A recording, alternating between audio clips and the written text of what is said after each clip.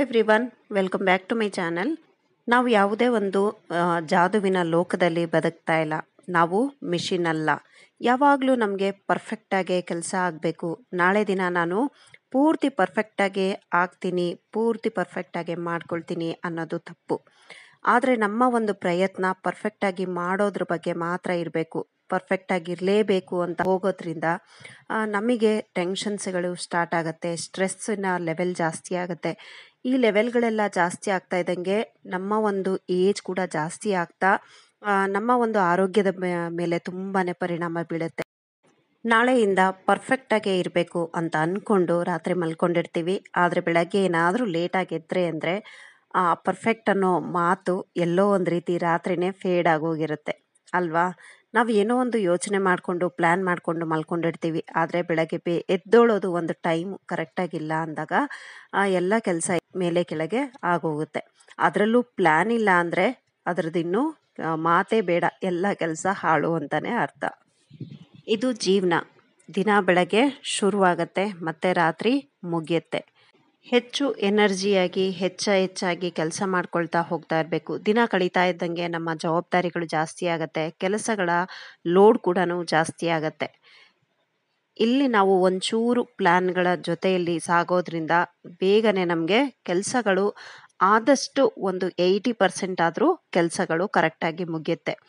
ಎಷ್ಟೋ ತಿಂಗಳುಗಳಿಂದ ಎಷ್ಟೋ ವರ್ಷಗಳಿಂದ ಕೆಲಸಗಳಾಗದೆ ಪೆಂಡಿಂಗ್ ಉಳ್ಕೊಂಡಿರೋದು ಕೂಡ ಈ ಒಂದು ಲಿಸ್ಟ್ ನಾವು ಮಾಡಿ ಇಟ್ಕೊಳ್ಳೋದ್ರಿಂದ, ಇದನ್ನು ಫಾಲೋ ಮಾಡೋದ್ರಿಂದ ನಮಗೆ ಕೆಲಸಗಳು ಎಷ್ಟೋ ತಿಂಗಳುಗಳಿಂದ ಆಗದೆ ಇರೋದು ಕೂಡ ಆಗೋಗುತ್ತೆ.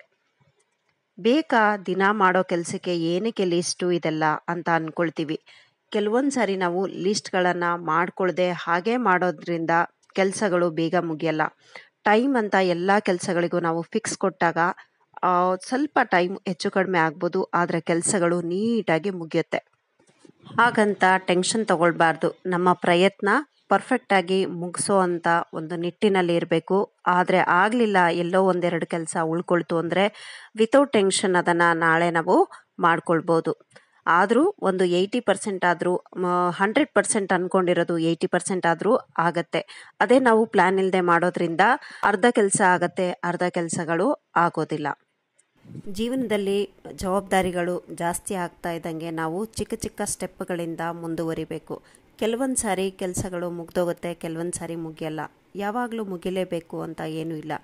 ಮುಗ್ದಿಲ್ಲ ಅನ್ನೋ ಇದರಲ್ಲಿ ನಾವು ಗಿಲ್ಟ್ ಫೀಲಿಂಗಲ್ಲಿ ಇರುವಂಥ ನೆಸೆಸಿಟಿ ಇಲ್ಲ. ಅದನ್ನು ನಾಳೆ ದಿನ ಪರ್ಫೆಕ್ಟಾಗಿ ಮಾಡ್ಕೊಳ್ಳೋ ಅಂಥ ಪ್ರಯತ್ನ ಮಾಡ್ಕೋಬೋದು. ಇದು ಪ್ರತಿಯೊಬ್ಬರಿಗೂ ಹೋಮ್ ಮೇಕರ್ ಆಗ್ಬೋದು, ಅಥವಾ ಹೊಸದಾಗಿ ಮದುವೆ ಆಗಿರೋರಾಗಿರ್ಬೋದು, ಹೊಸದಾಗಿ ಸಂಸಾರವನ್ನು ಶುರು ಮಾಡ್ತಾ ಇರೋರಾಗಿರ್ಬೋದು. ಎಲ್ಲರಿಗೂ ಒಂದು ಎಳ್ಳಿನಷ್ಟಾದರೂ ಒಂದು ಹೆಲ್ಪ್ ಆಗುತ್ತೆ ಅನ್ನೋದಕ್ಕೆ ನಾನು ಕೆಲವೊಂದು ದಿನಗಳಿಂದ ಇದನ್ನು ಶುರು ಮಾಡ್ಕೊಂಡಿದ್ದೀನಿ. ಇದರಿಂದ ನನಗೆ ಸ್ವಲ್ಪ ಅಟ್ಲೀಸ್ಟ್ ನನಗೆ ನಾನು ಟು ಡು ಲಿಸ್ಟ್ ಮಾಡ್ಕೊಂಡಿರೋ ಅಂಥದ್ದು ನನಗೆ 100% ನನಗೆ ಖಂಡಿತ ವರ್ಕೌಟ್ ಆಗಲ್ಲ. ನನಗೆ ಇಲ್ಲಿ 70-75% ವರ್ಕೌಟ್ ಆಗುತ್ತೆ.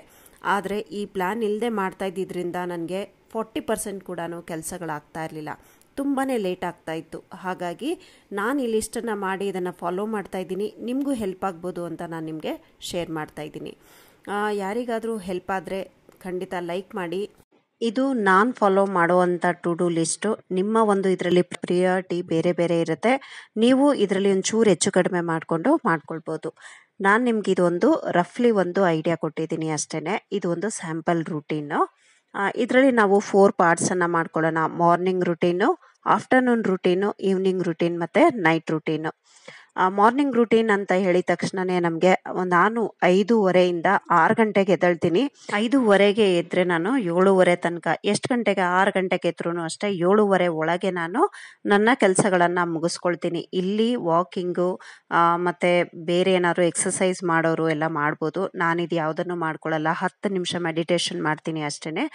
ಫ್ರೆಶ್ ಅಪ್ ಆಗಿ ಡಿಟಾಕ್ಸ್ ವಾಟರನ್ನು ಕುಡ್ಕೊಳ್ತೀನಿ. ಅದು ನಾನು ನಿಮಗೆ ಮುಂದೆ ವಿಡಿಯೋಗಳಲ್ಲಿ ಶೇರ್ ಮಾಡ್ತೀನಿ. ಮತ್ತು ನನಗೆ ಇದು ರೆಗ್ಯುಲರ್ ಕ್ಲೀನಿಂಗ್ ಸ್ಟಾರ್ಟ್ ಮಾಡ್ಕೊಬಿಡ್ತೀನಿ. 10 ನಿಮಿಷ ನಾನು ಮೆಡಿಟೇಷನ್ ಮಾಡಿಕೊಂಡು ಕಸ ಗುಡಿಸೋದಾಗಲಿ, ಹೊರಗಡೆ ಕಸ ಗುಡಿಸೋದು, ರಂಗೋಲಿ ಹಾಕೋದು, ಮತ್ತು ಮನೆ ಒರೆಸ್ಕೊಳ್ಳೋ ಅಂಥದ್ದು, ಮತ್ತು ಕುಡಿಯೋ ನೀರನ್ನು ಶೋಧಿಸ್ಕೊಳ್ಳೋ ಅಂಥದ್ದು. ಮತ್ತು ಬೆಳಗ್ಗೆನೆ ನಾನು ವಾಷಿಂಗ್ ಮಿಷಿನ್ಗೆ ಬಟ್ಟೆಗಳನ್ನು ವಾಷಿಗೆ ಹಾಕ್ಬಿಡ್ತೀನಿ. ಈ ಬೇರೆ ಎಲ್ಲ ಕೆಲಸ ಮಾಡೋಷ್ಟರಲ್ಲಿ ಈ ವಾಷಿಂಗ್ ಮಿಷಿನ್ ಕೆಲಸನೂ ಮುಗ್ದೋಗಿರುತ್ತೆ. ಇಷ್ಟು ಕೆಲಸ ನನಗೆ 7:30 ಒಳಗೆ ಮುಗ್ದೋಗ್ಬೇಕು. ಏಕೆಂದರೆ ಮತ್ತೆ ಆಮೇಲೆ ಮಕ್ಕಳಿಗೆ ನಮಗೆ ಕಾಲೇಜ್ ಎಲ್ಲ ಸ್ಟಾರ್ಟ್ ಆಗುತ್ತೆ. ಸೊ ಬ್ರೇಕ್ಫಾಸ್ಟನ್ನು ರೆಡಿ ಮಾಡಬೇಕಾಗತ್ತೆ. ನಿಮಗೆ ಚಿಕ್ಕ ಮಕ್ಕಳೇನಾದರೂ ಇದ್ದಾಗ ಈ ಟೈಮ್ ಟೇಬಲ್ಲು ನಿಮಗೆ ಬೆಳಗಿನ ರೂಟೀನ್ ಒಂದು ಸ್ವಲ್ಪ ಚೇಂಜ್ ಆಗ್ಬೋದು.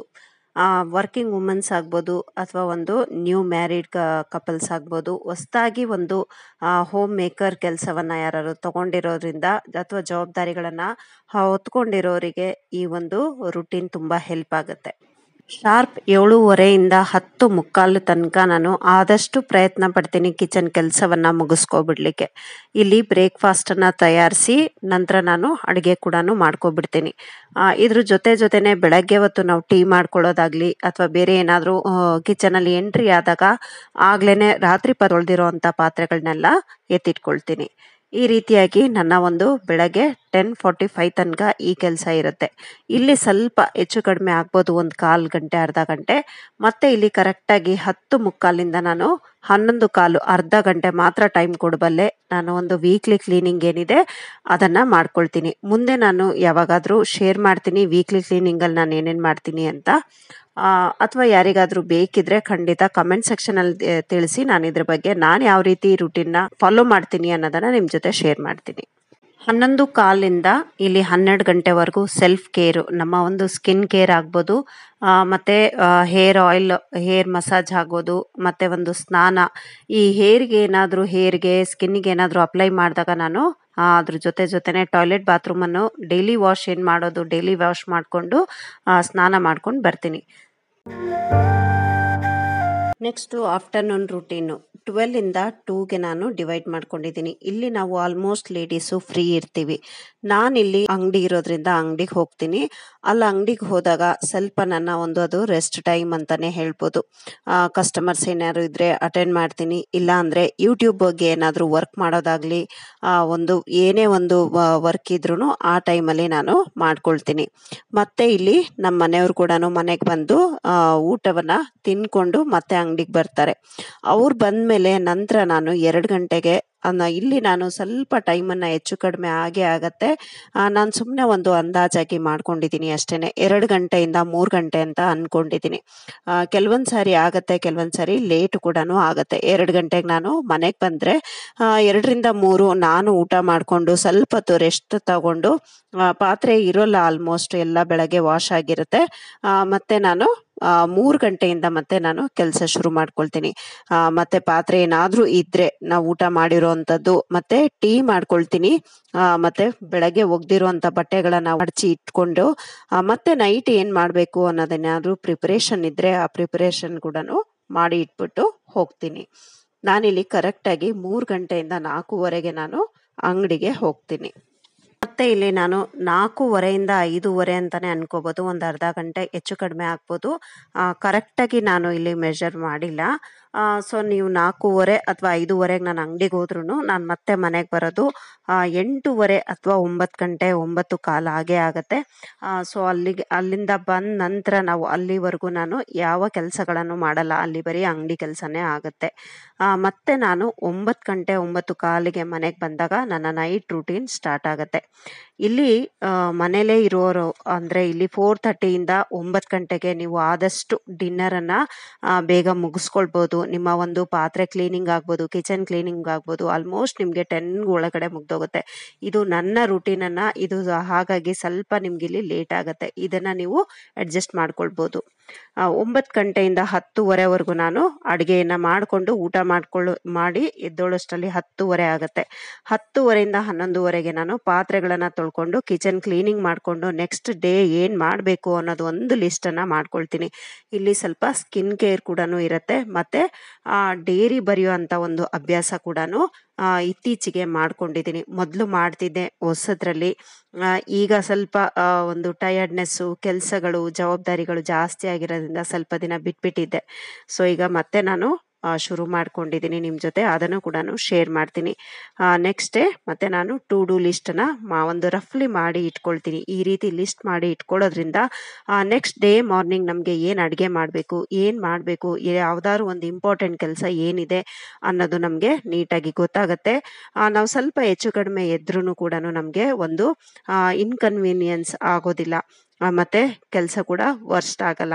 ಯಾವಾಗಲೂ ಬೆಸ್ಟ್ ಆಗೇ ಆಗತ್ತೆ ಅಂತ ಹೇಳಲಿಕ್ಕಾಗಲ್ಲ, ಆದ್ರೂ ವರ್ಸ್ಟ್ ಆಗದೆ ಇರೋ ಹಾಗೆ ನೋಡ್ಕೊಳ್ಳೋ ಅಂತ ಒಂದು ಜವಾಬ್ದಾರಿ ಈ ಟು ಡೂ ಲಿಸ್ಟಲ್ಲಿ ನಮಗೆ ಸಿಗುತ್ತೆ. ಇದು ಒಂದು ದಿನದ ಕೆಲಸ ಅಲ್ಲ, ಇಡೀ ಜೀವನ ಮಾಡೋ ಅಂಥದ್ದು. ಯಾಕೆ ಇದಕ್ಕೆ ನಾವು ಇಷ್ಟು ಟೆನ್ಷನ್ ತಗೊಂಡು ಇಷ್ಟೆಲ್ಲ ಮಾಡ್ಕೊಳ್ಬೇಕು ಅಲ್ವಾ? ಸೊ ಈ ರೀತಿಯಾಗಿ ಒಂದು ಟು ಡೂ ಲಿಸ್ಟು ನಮ್ಮ ಒಂದು ಅವಶ್ಯಕತೆಗೆ, ನಮ್ಮ ಒಂದು ಕೆಲಸದ ಒಂದು ಟೈಮಿಂಗ್ಸನ್ನು ನೋಡಿಕೊಂಡು ಈ ರೀತಿಯಾದ ಒಂದು ಟು ಡೂ ಲಿಸ್ಟ್ ಮಾಡಿ ಇದನ್ನು ಫಾಲೋ ಮಾಡೋದ್ರಿಂದ ನಮ್ಮ ಎಷ್ಟೋ ಕೆಲಸಗಳು ಚಿಟಿಕೆ ಹೊಡೆಯೋಷ್ಟರಲ್ಲಿ ಮುಗ್ದೋಗುತ್ತೆ. ವಿಡಿಯೋ ಎಲ್ಲರಿಗೂ ಇಷ್ಟ ಆಯಿತು ಅಂತ ಭಾವಿಸ್ತೀನಿ. ಪ್ಲೀಸ್ ಇಷ್ಟ ಆಗಿದ್ದರೆ, ಯಾರಿಗಾದರೂ ಸ್ವಲ್ಪನಾದರೂ ಮೋಟಿವೇಶನ್ ಅಂತ ಅನಿಸಿದರೆ ಪ್ಲೀಸ್ ಲೈಕ್ ಕೊಡಿ. ಲೈಕ್ ಕೊಟ್ಟು ನನ್ನ ಪ್ರೋತ್ಸಾಹಿಸಿ, ನನಗೂ ಒಂದು ಮೋಟಿವೇಶನ್ ಸಿಗುತ್ತೆ. ಇದೇ ರೀತಿಯ ಒಂದು ಒಳ್ಳೊಳ್ಳೆ ವಿಡಿಯೋಗಳನ್ನು ನಾನು ನಿಮ್ಮ ಮುಂದೆ ತರ್ತೀನಿ. ಮತ್ತು ಸಬ್ಸ್ಕ್ರೈಬ್ ಮಾಡಿಲ್ಲ ಅಂದರೆ ಈಗಲೇ ಸಬ್ಸ್ಕ್ರೈಬ್ ಬಟನನ್ನು ಪ್ರೆಸ್ ಮಾಡಿ, ಫ್ರೆಂಡ್ಸು ರಿಲೇಷನ್ಸಿಗೂ ವಿಡಿಯೋನ ಶೇರ್ ಮಾಡಿ, ಎಸ್ಪೆಷಲಿ ವರ್ಕಿಂಗ್ ವುಮನ್ಸಿಗೆ ಶೇರ್ ಮಾಡಿ. ವಿಡಿಯೋ ಬಗ್ಗೆ ನಿಮ್ಮ ಅಭಿಪ್ರಾಯವನ್ನು ನನಗೆ ಕಮೆಂಟ್ ಸೆಕ್ಷನಲ್ಲಿ ತಿಳಿಸಿ. ನನಗೆ ಹೀಗೆ ಸಪೋರ್ಟ್ ಮಾಡ್ತಾಯಿರಿ. Thank you for watching. Have a nice day. Take care. Bye bye.